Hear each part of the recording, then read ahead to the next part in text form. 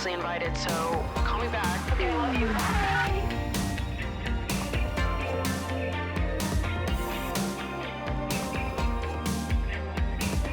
Welcome to Emotionally Online, a weekly slumber party for spilling guts and sharing secrets with your host, the one, the only, none other than Maddie fucking Drossveg. Hello! Welcome to the podcast. I am so excited to be starting this. I'm so excited to finally share with you guys what I've been working on. This has been in the works for like 6 months now, and I'm so excited to get into it. I'm so excited to have a long form outlet to talk with you guys. Not that my YouTube is not long form. I know that I post 20 to 30 minute videos every week, but apparently I have more to talk about, if you would believe it. So I'm here with my Diet Coke that I poured in a wine glass, because sometimes all you need is a good cup to get the mood right. You don't need alcohol. You just need a funky glass to hold your beverage. So sun's going down. I'm drinking a Diet Coke and I'm ready to have a goddamn sleepover, baby. And you're invited. So I wanted to make this podcast for two main reasons. One of which is that I really wanted a space to capture the heart-to-hearts I have with my friends, because I think that I just know so many beautiful, lovely, brilliant people that have so many amazing things to say, and so much of the conversations I have on my YouTube channel are thoughts and reflections that are born through the conversations I have with my friends. So I thought that it would be fun to capture more of those conversations, more of what I talk about on my couch, drinking Diet Coke in a wine glass with my friends. And also I wanted to have an outlet to talk about less serious topics. Obviously, we're going to have heart-to-hearts and deep chats on this podcast as well, but I also just wanted to have a space to talk about reality TV, pop culture, internet drama, the other things that I'll talk about with my friends and that you would talk about at sleepovers that I don't really have a place for on my YouTube channel. Obviously, I don't make commentary videos. I don't make commentary content, but that's the main style of content that I consume on the internet. I'm a commentary girly.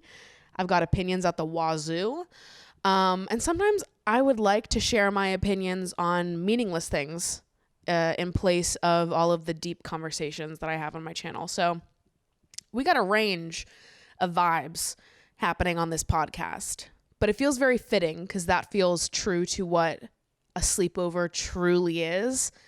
Heart of hearts. I feel like growing up at sleepovers, like those are the nights that bond you to those people in your childhood. You know, you really bare souls to each other, swap secrets, like you're in it for life now. But then you also just like talk shit and like talk celebrity crushes and like play MASH, whatever the fuck else we did when we were younger and having a sleepover. Also, if I sound nasally or like weird in any way, it's because I have been crying for the last hour. I literally did my makeup to record this video. If you watch on YouTube, there is a video that goes with this. You can look at my face while I talk if that's your thing. If you like looking at my face. So I did my makeup to record this episode, and then I cried it all off and was like, you know what? Maybe that's fitting for the first episode of Emotionally Online to be prefaced with me crying for an hour. And it feels, you know, me sitting on my couch with no makeup, freshly cried off, being like, let's talk about sleepovers and Love Island. Like that seems true to what would actually happen if my friends were here. So as we've already established here, this is a sleepover themed podcast. Sorry, as I take drinks of my beverage, I'm like dead air. Got to make a noise. And so I'm just like moaning. I don't think that's better. Okay, moving on. As we know, I'm a sleepover girly. I'm very nostalgic for the years where sleepovers were a thing. I just don't think that sleepovers hit the way they did back in like the years 2004 to 2012. 2012 was the last good year. The world should have ended in 2012. We would have had a perfect little ending that should have been the last season, but unfortunately it kept going. But maybe that's like a boomer comment of me to be like, everything was better 2004 to 2012, because that's like my childhood. So I feel like, I don't know, anytime I say things like that, I give myself the same energy as people who are like, music was better in the 80s. But I feel like I'm kind of right in some ways. Like, I do think the popularization of social media and smartphones has killed sleepover culture. Now, let me explain. Because I feel like all of my best sleepover memories, a lot of them are very much shaped by the early technology that was coming up when I was a kid. Because I feel like I grew up, obviously, with iPhones and iPods and the internet. But it wasn't what it was now when I was a kid. You know, like Instagram didn't come out until I was halfway through high school. I got a Facebook when I was 13. So it was like I got to experience like the playing outside childhood for most of my like young years. And then right as I was becoming a teenager is when social media was starting to come up. But social media didn't even begin to turn into what it is now until like I was in late high school, maybe even early college. So I just feel like sleepovers when I was a kid, in like the golden age of sleepovers, it was just a totally different experience. And obviously a lot of us are just nostalgic for our childhoods in general, but there's something about the aesthetic of like a bunch of ugly middle schoolers wearing Aeropostale t-shirts with like that fucking ugly monkey on it.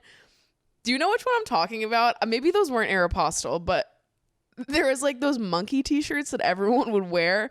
Just imagining a bunch of middle school girls in monkey t-shirts and Aeropostale t-shirts in someone's living room with a bunch of sleeping bags with your heads all in the center so you can talk, and then everyone's on like a flip phone, an NV3, texting their crushes and then putting their cell phones under the pillow while you're all talking, and you're playing MASH and you're texting Cha-Cha and you know whatever else we did. We used to do stupid shit. Like I have so many videos of those sleepovers, one because we just used to make videos my whole childhood. Before I was even on YouTube, all I did was make videos. And like I have videos upon videos of us having sleeping bag wars where we would literally just clear out all the furniture in a room, shove ourselves in sleeping bags, stand up, and then just be like, go, and like ram ourselves into each other. And whoever got hurt first and like tapped out, like you didn't win. And whoever survived the end of the attack won the sleeping bag war. It was really unsafe because obviously none of us can see. We're inside of a sleeping bag. But that's kind of beautiful and kind of brilliant. I also have so many videos of us going sledding on snow days. Oh, like the joy of being a kid and hanging out with your friends and then getting word that it was a snow day, so you got to have a sleepover, like if they called it the night before. Fucking, they would never do that now. I feel like no one ever calls snow days anymore. I'm also 25, so what the fuck would I know about snow days? But I was reminiscing on some of my old sleepover stories from when I was a kid, and I have so fucking many of them. So I thought that it would be fun to kick off our first episode reminiscing on some of my best early 2000s sleepover stories. And please tell me yours in the comments, either on the YouTube video or in my Instagram DMs or whatever. I want to know. I love hearing early 2000s slumber party stories. So first story I have for you. I was probably in 5th or 6th grade for this one. It was at somebody's birthday party sleepover, and we were indulging in a little bit of prank calling. Now, I'm not much of a prank girly now. I can't say I wasn't much of a prank girly then, because I was a pretty big fan of a YouTube prank group through early high school, which I will never say by name. They are the forbidden group in this house. If you followed me back then, I know you remember. Sometimes people will bring it up and be like, remember when you liked, and I'm like, no, I don't remember that, because it's so shameful that I was like a fan of a YouTube prank group Like, what was wrong with me? There was developmentally something happening inside my brain. I was at that age where like a boy could be hot and I would be like, yeah, I love it. Like there was no like critical thinking of like, God, he's a menace and an asshole. It was like, you're hot. So YouTube pranksters they did something for my 15-year-old self. Anyways, back then, back when I was a kid, pranks were fun. I like a little prank call. I'm not sure I would be the one doing the calling, but I'll sit and laugh along while someone else does it. And at this particular sleepover, we were prank calling the feedback line on the back of a Lay's chip bag. I don't know if anyone ever calls those phone numbers besides 11-year-olds that are looking to have fun at a slumber party. So we were all in a united front. It was the whole sleepover prank calling an outsider, an outside source, which is really the only way to successfully do pranks at a sleepover. Because when you start having sleepover guest on sleepover guest crime, that's where friendships end. All right? You can't be pranking each other because us sensitive bitches will cry and ruin the night. Okay? And we'll talk about that later. But when you're united and the whole slumber party is pranking someone not at the slumber party, that's fun. We're having a good time now. So we were prank calling the feedback number on the Lay's chip bag. And every time I tell this story, I feel like I'm lying, by the way. I like say the story and I'm like, did this really happen? I swear to fucking God it did though. When we called the Lay's chip hotline, we must have dialed like one number off and we called a sex hotline instead. And I remember the girl who called had a full-on fucking panic attack. I was like, my parents are going to see that I called a sex hotline. It's going to show up on the charge the bill this month. And that's just so funny to me that a group of sixth graders accidentally called a sex hotline. And I'm pretty sure I talked about this on the internet once before because I'm having flashbacks now of someone telling me that sex hotlines or feedback lines, it would make sense that it was one number off because they all buy those types of phone numbers. I might be making this up. I'll be honest, but I swear to God that happened. I wonder if anyone else at that sleepover remembers it. I'll have to ask. But that was an example of just like a pure bit of early 2000s sleepover prank fun. Now, pranks are not always fun, all right? And I'll be the first person to tell you that because I don't think pranks are fun when they're done to me. One time at one sleepover, I was probably like 7th or 8th grade, and I was having a sleepover with all the girls in my neighborhood. I grew up in like a cul-de-sac type neighborhood where a ton of us girls, we all lived in walking distance of each other and would hang out at each other's houses. It's like very like movie young kids playing in the neighborhood vibes. It was very cute, very classic. And we would have sleepovers like every single day in the summer. And one night I fell asleep first, as I usually did, because I'm a tired bitch. And they put whipped cream in my face and everyone was fucking dying laughing. And I didn't think it was funny at all. I am not the type of person that you're going to throw whipped cream in my face while I'm sleeping. And I'm like, oh my God, you guys. So silly. Like I'm ruining the night. I'm crying. I'm gonna act like you guys just fucking killed my dog. Like I'm gonna act like this is the worst thing that's ever happened to me. And to this day, I don't really have an interest in whipped cream. Like I feel like it created an aversion to whipped cream for me. Whipped cream is also just kind of nasty in general. It smells bad. Who can relate? It wasn't a friendship ending prank. Obviously, I got over it. But maybe sometimes I think back. I'm still friends with a lot of those girls now. And sometimes I think back and I'm like, maybe they just knew too much about me. You know, like I had to forgive them for the whipped cream prank because at that point I had indulged too much information about myself. I was cringe as fuck when I was a kid. I'm cringe as fuck now too. But especially when I was a kid, I remember at one of those sleepovers, same basement that I got whipped creamed. This is so embarrassing. I don't know what was going on inside my brain, but when I was like 13 or 14, I made a list of 100 things I liked about this guy.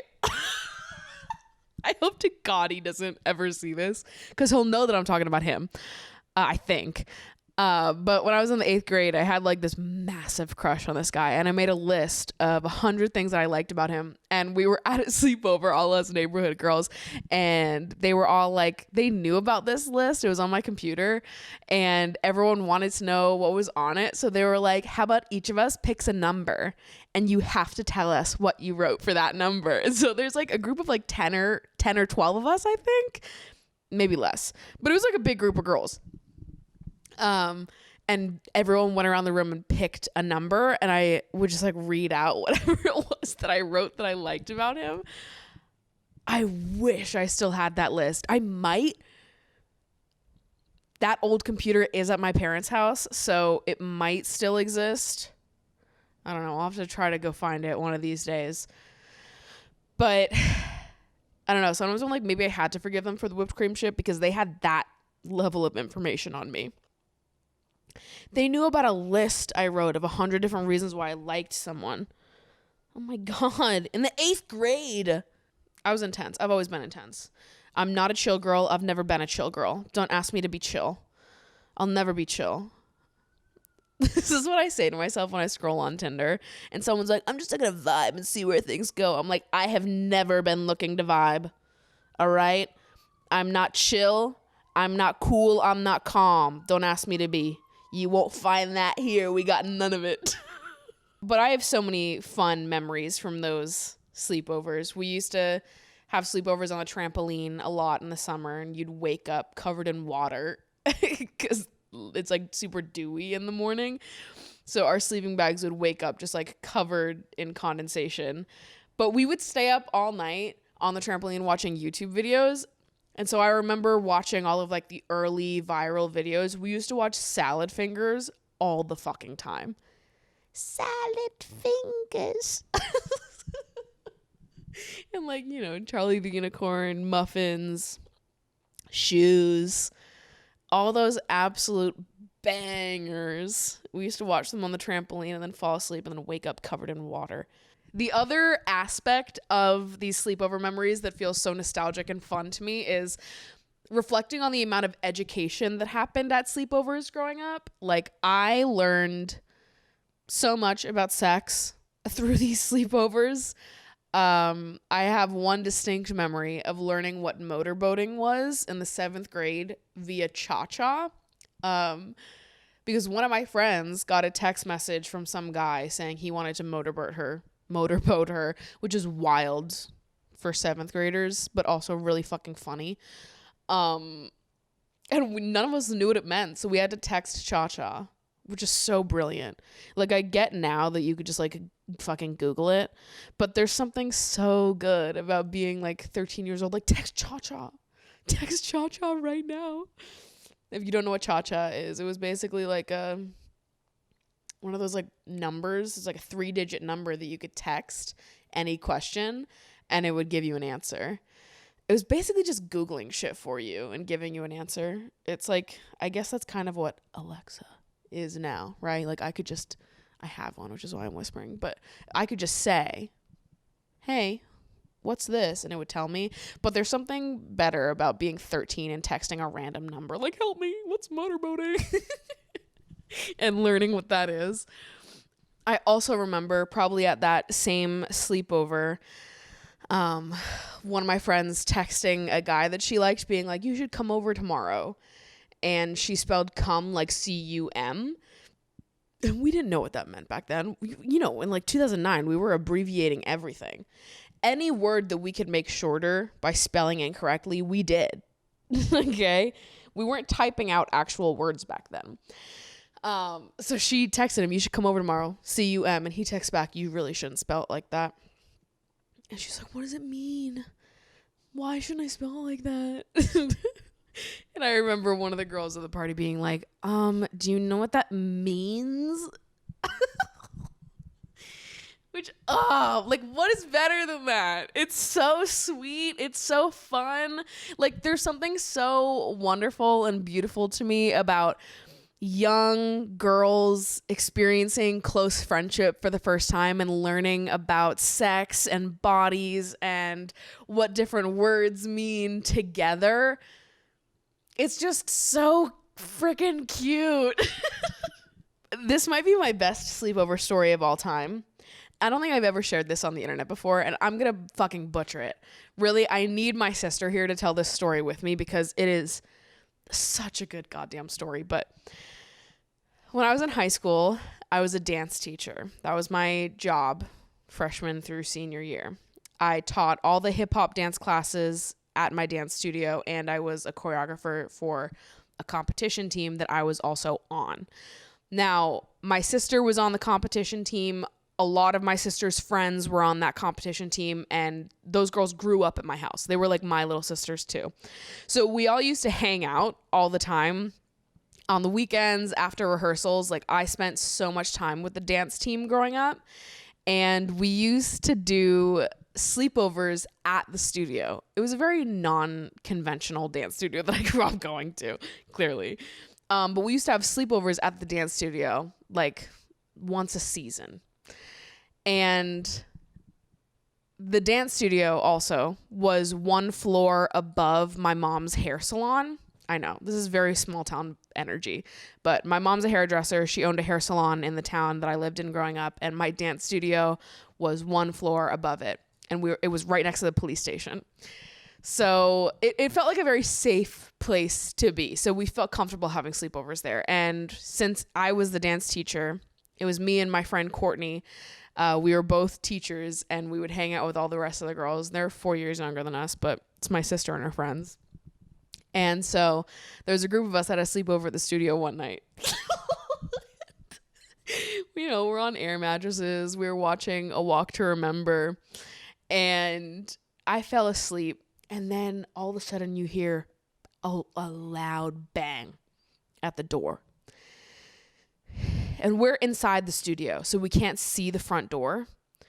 The front door is also totally windows. So we didn't want to go turn the corner to look at the door because we're like, what if it's a murderer and they're just standing there and they can see us through the glass?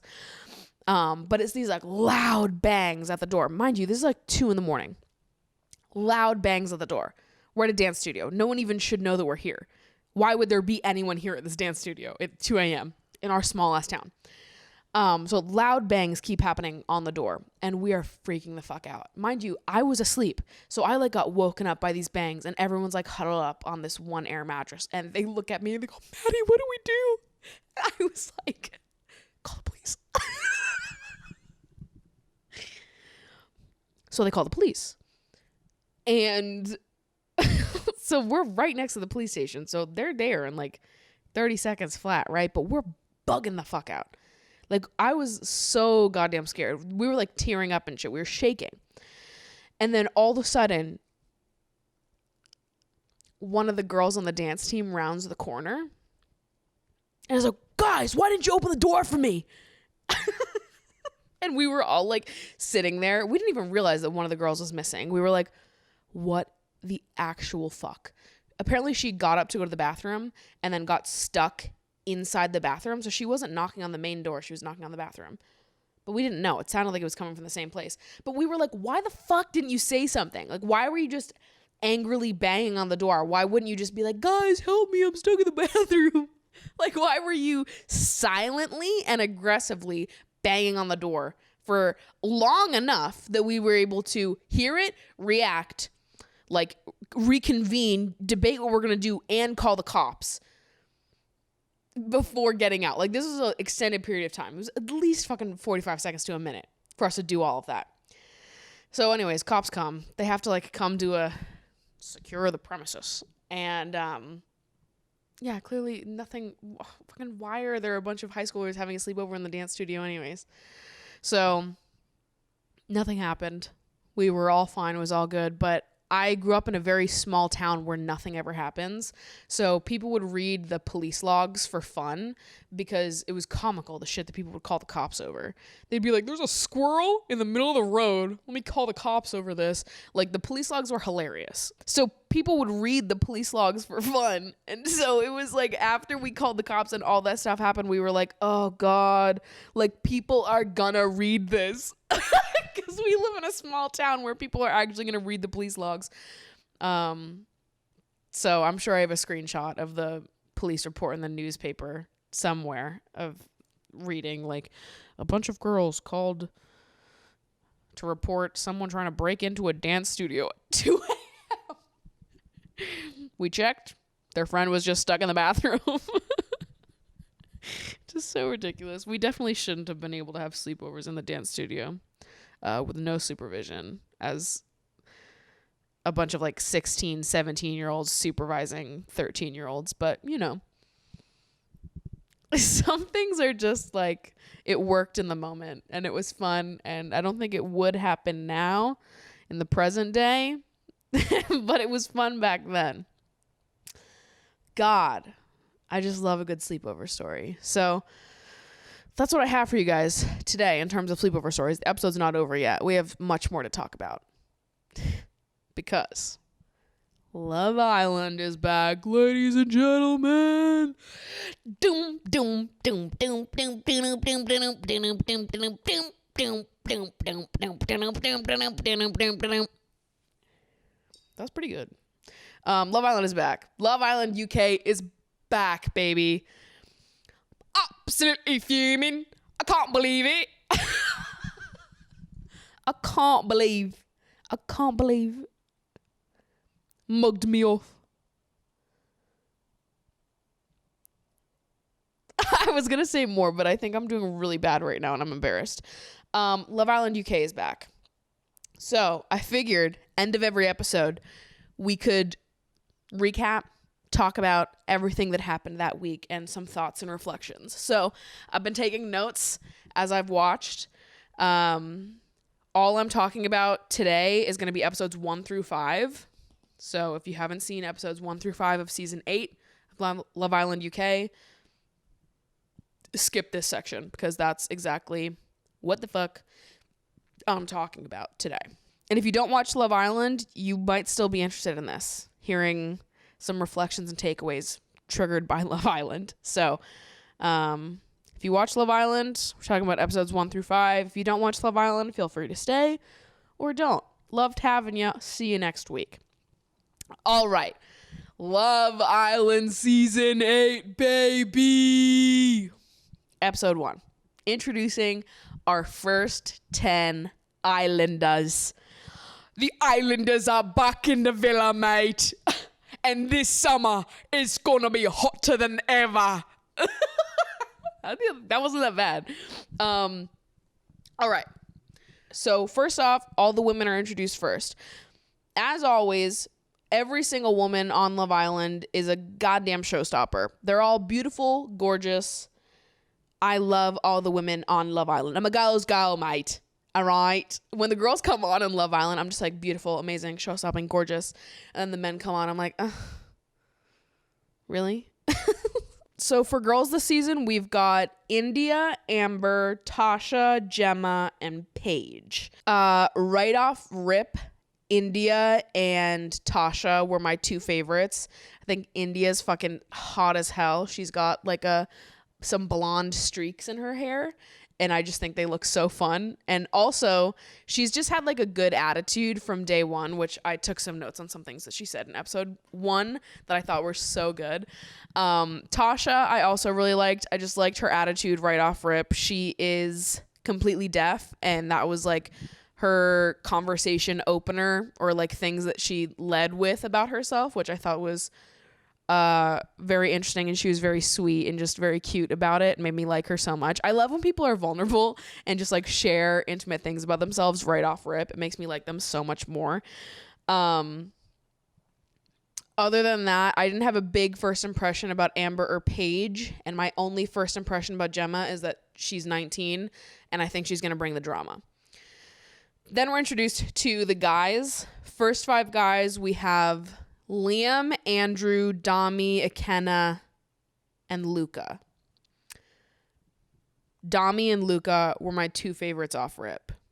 Luca is like one of the hottest Islanders to ever enter the villa, for sure. I think my top 3 sexiest guy Islanders have got to be Luca from this season, Teddy from last season, and then Jamie from, I think, season 3?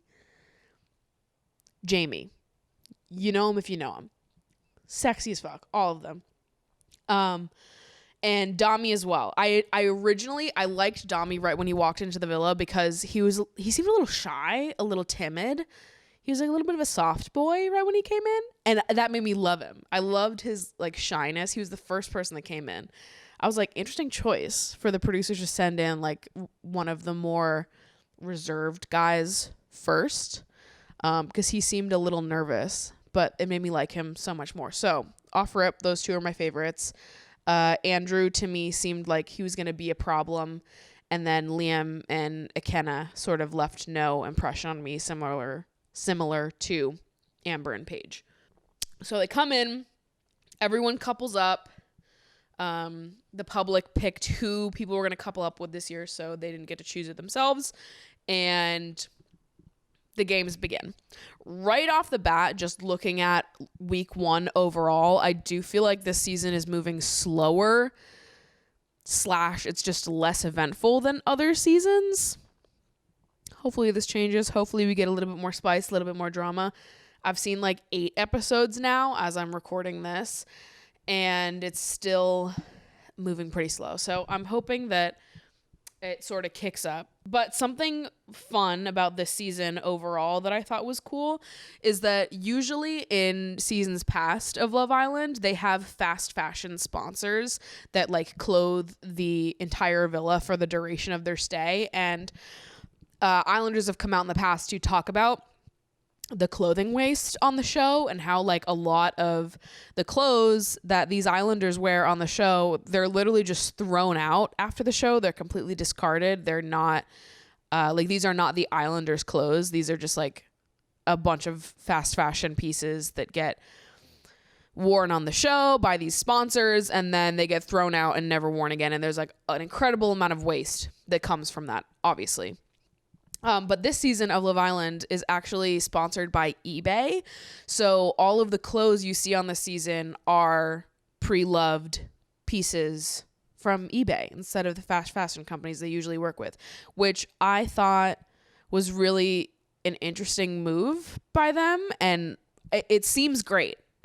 I'm sort of waiting for the other shoe to drop on that one and for us to learn that it's not as great of a deal as we think it is. But, them partnering with eBay to get pre-loved clothes on this season so that there's less fast fashion being used in the show seems great and seems like a really good move on their part, which I thought was interesting. All right, switching gears here back to the episode. So we have all of our couples. We've got Tasha and Andrew, Gemma and Liam, Amber and Dami, India and Ikenna, and Paige and Luca. Those are our day 1 couples. So after the coupling, the guys go talk and the girls go talk, and the guys are all like, "Oi, mate, I'm buzzing, absolutely buzzing in my coupling." And the girls go back and they're like, "Yeah, it's okay. He's all right." I was like, that's the energy I like to see, ladies. I just thought it was so funny. But I also was like, I don't buy any of this. You're not, all of these guys, like, you're not, this is not going to last. None of these day 1 couples are going to last. I'm putting money on that right now. I don't think any of them are lasting. I don't believe in them. I'm sorry, I don't. The thing is that like going on Love Island sounds fun in theory. Going on a dating show in general sounds fun in theory. Like you watch the show and you're like, oh, this sounds so much fun. A 2-month vacation in this beautiful villa, and you have a potential to find love, and it really kickstarts a lot of these people's careers. Not that a lot of them do super interesting stuff after Love Island. Some of them do, but you know, you get given an opportunity and you can sort of make the best of it. if you want to. So it seems like surface level could be kind of fun to go on a dating show, right? But in practice, this shit's actually like psychological torture. Like the concept of Love Island is fucking diabolical. Okay? Like sometimes I'll be like, it would be kind of fun to be a producer for reality TV, but you have to be like sick and twisted in the head, mate, to be a producer for reality TV. Like it does sound fun, but if you're not familiar, Love Island is a dating show, right? But it airs every fucking day for 2 months. These people are under constant surveillance for 2 months. It is crazy. It is not like any other dating show. I am not a fan of The Bachelor, Bachelorette. I've always found it boring. I think it takes itself too seriously. I've tried to watch it and I just get bored. I think that they are taking it way too seriously. There's not enough drama for me. There's too much love. I'm not here for love, mate. I'm here for drama. When you shoot a show with that many different people constantly going in and out of the villa for 2 straight months, I can't even fucking handle YouTube comments. You think that I could handle the entire audience that Love Island brings in? No. It sounds fun, but no. And I have too much of a heart. I'm too much of a sucker to ever be a reality TV producer. I have to be a little bit more tough for that. I just don't think I am. It sounds kind of fun though, if you take away all of like the major ethical problems. So anyways, getting back to the juice and the good stuff, not to be a fucking downer. We're having so much fun. Let's talk about some key moments here, some key takeaways. Episode 1, India quickly became my favorite islander because of something that she said in episode 1. It was like one of the first conversations that she and Akenna had. And he was like, so what's your type? What's your type? What are you into? What's your typical type on paper? You know? Me all summer is going to be me trying to perfect my British accent. It's pretty bad right now, but I'm going to be, by the end of this Love Island season, you're going to be like, whoa, it sounds so good. British people rate me 1 out of 10 in the comments right now with my accent. And then at the end of this season, you can rate me a second time. But India said that she wouldn't tell him her type so that he can't play into it. She's like, I'm not going to tell you what I like and what I think is hot because then you're just going to act like that to like woo me and get me to like you. So I'm not going to tell you and we'll just see how this goes and I'll tell you later. And I was like, big brain energy, babes. You got in there and you fucking... calculated up what would be the best move for you here in this. I'm sorry. I just thought it was so good. I was like, you know, I don't think this works anywhere else outside of Love Island. I wouldn't recommend doing that in like an actual dating experience. When someone asks you what your type is, I don't know. It just seems like a little, it causes division. I think it's best to just be open and vulnerable. And if someone's going to take advantage of you, like that's on them. I don't think it's good to like walk through life constantly trying to protect yourself from everyone. But in a game like Love Island, I actually think she was smart for that. I actually think that she was brilliant and I loved it. And it was just the energy that I wanted. So right off the gate, India was my absolute favorite islander. Her and Tasha. I just loved them both. Then end of episode 1, we get introduced to Davide. Davide enters the villa. We have another guy entering in. The Italian stallion. All right. He's supposed to be like this big hottie bombshell that just entered. He's going to steal everyone's girls. Davide pretty much immediately goes for Gemma. Now Gemma's 19, mind you, and Davide's 28. And I feel like sometimes in other seasons there have been like big age gaps within the Islanders like that. I don't remember there being teenagers on Love Island though. Like I remember 20, but like 19. And I don't know.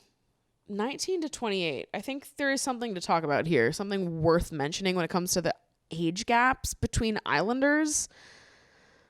Sometimes it makes me feel weird because, and I'll tell you why it makes me feel weird. It makes me feel weird because I look back to when I was 18, 19 and guys that were 27, 28, 29 were paying attention to me. looking back now, I think that's fucking weird. I don't know why 27, 28-year-olds wanted anything to do with an 18-year-old. I find it weird. Like, even now being 25, I wouldn't date anyone under the age of 23. You need to be, like, out of college for a year and, like, into your post-grad existence as an adult for me to even entertain dating you. I just feel like you're in super different life stages. I don't know how you as a 28-year-old can relate to an 18, 19-year-old. And I don't know, it makes me uncomfortable even thinking now, like, I was one of those kids that also got all of the, you're so mature for your age, you're so different. And it's like, bro, I'm fucking 19. I shouldn't be interesting to you. I think dating teenagers as someone in your late 20s is always going to be weird. I think age gap relationships start to make more sense to me once it's between adults. Like once you've graduated from college, you're like establishing your life, you're like a full-blown adult, like 23 and up, I'm kind of like, yeah, do whatever the fuck you want. I don't give a shit. But there is something weird to me about people who are like fully fucking like 28, 29 adults and they're interested in teenagers. I kind of felt like the second I turned 21, I couldn't date anyone younger than 21. Obviously the drinking age is different in the UK, but yeah, I don't know. Teenagers when you're 28, 29, a little weird. I feel weird about the fact that men did that to me when I was younger. I think most people do. You get a little older and you're like, what the fuck? Why were you interested in me? Anyways, then next day we get introduced to Afia and Ekin-Su, 2 new girl additions to the villa. Right off rip, Ekin-Su comes in and she says, I'm not a girl's girl. I'm not a girl's girl. I'm not here to find friends. Whatever the fuck she said.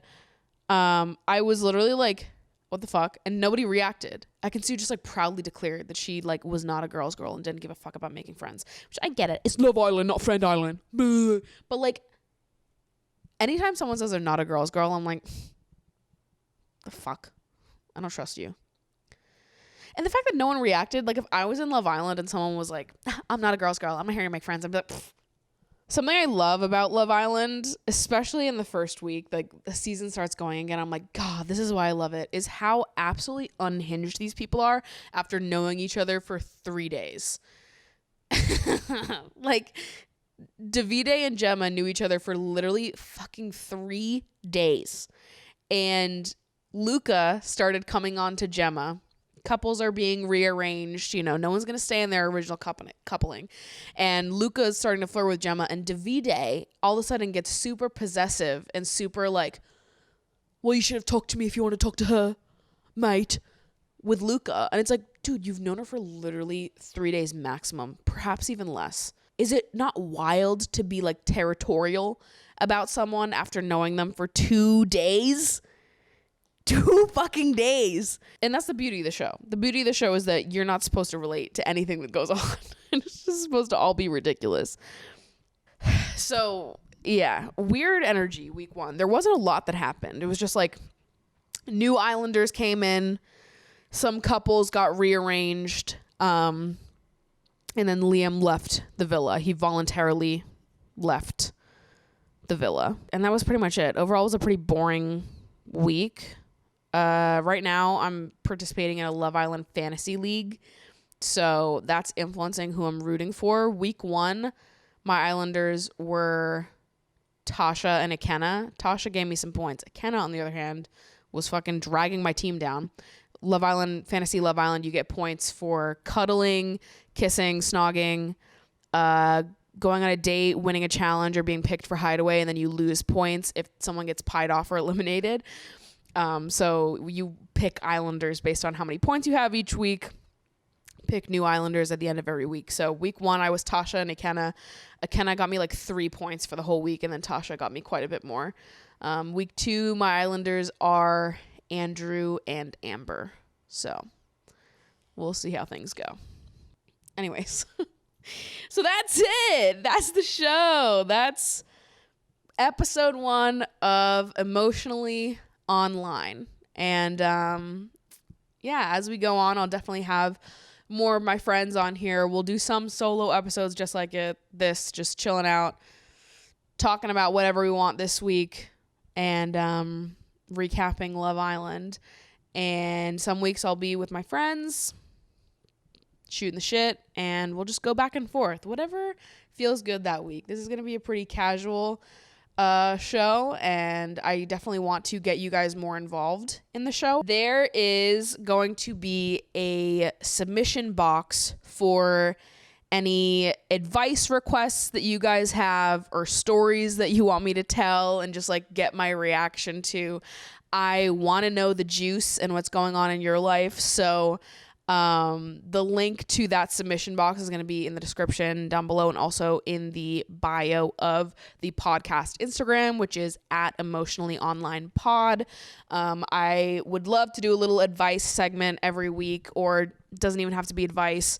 If you just want to tell me a wild story of something that happened to you and get my reaction and we can talk a little shit about it, let's do it. Let's get after it. So feel free to submit your stories in that box. Everything will be kept anonymous, so don't worry about that. Be sure to follow the podcast Instagram. It's at Emotionally Online Pod. Any podcast updates will be on there. I'll probably also post on my main account at Maddie Drosbeck for the time being, but as the show becomes more of its own thing, most of the updates for the show or anything you need to know will be on the Instagram. So thank you guys so much for hanging out with me today. I've had the most fun time ever, just sitting here telling stories, hanging out. And I'm so excited to now get to do this with you guys on a weekly basis. So thank you so much for listening. I love you guys so much, and I'll see you next week. Bye.